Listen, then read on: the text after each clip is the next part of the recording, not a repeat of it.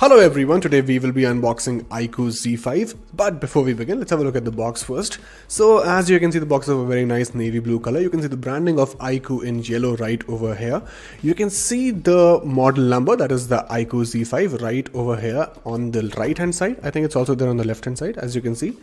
And moving on, you can see that this phone, you can see it provides you with a mystic space color, and it also provides you with 12 GB RAM and 256 GB internal storage.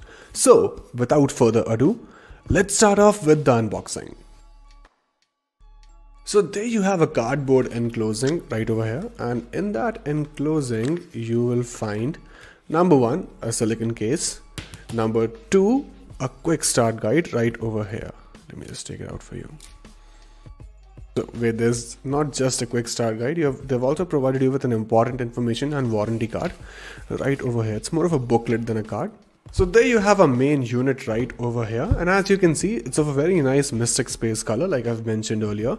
It has a very nice matte finish. It has a polycarbonate body obviously, but it has a very nice matte finish too.